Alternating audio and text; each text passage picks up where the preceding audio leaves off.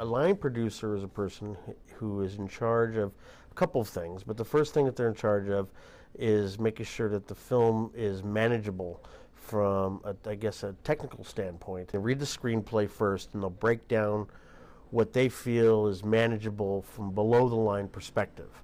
Below the line is everything that is not including your main movie stars or actors and or your directors and producers and whatever their fees might be, including their accommodations and their travel. The below the line is everything from myself usually on down through to the production assistant and or housing for the crew, all the gear, insurance. When you're doing the type of budgets that we do primarily, or that I have done, I should say, the below the line generally takes up a good chunk or the majority of the budget, with above the line, being moderate to small to moderate. So I have personally worked on everything from $16,000 up to $4 million. The ratio between above the line and below the line in each movie is different in every film.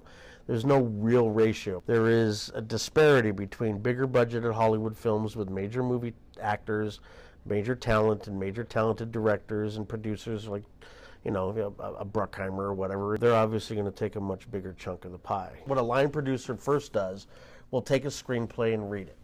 Then they'll start to break it down in their head, if just to get a sort of a ballpark estimate. So the first thing I'll do is I'll go through and I'll figure out how many days that we can shoot this movie, the screenplay as written. People will base upon how many pages per day, but that can be very deceiving because, a rule of thumb is about 4 to 5 pages a day for the type of films that we make. I can do 8 to 10, done up to 15, depending on, the type of scenes that they are.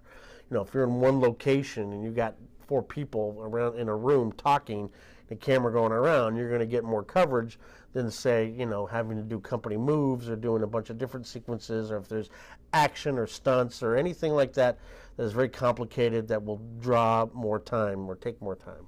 Then I'd break down the locations, how many days we're in each location. Then I break down each character and how many days each character I think is going to work. And I go down the line. Then, once we talk to a director, or if a director is already aboard, then we ask about the style.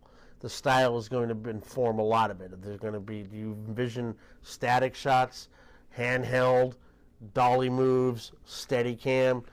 All that starts to raise or lower the budget depending on how you're going to shoot the movie.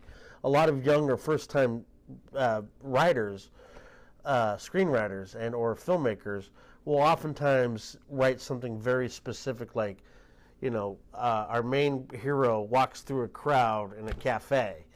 Well, that's probably not going to happen if your budget's only $200,000 unless you're stealing it, and that means you're shooting with a GoPro with very little sound.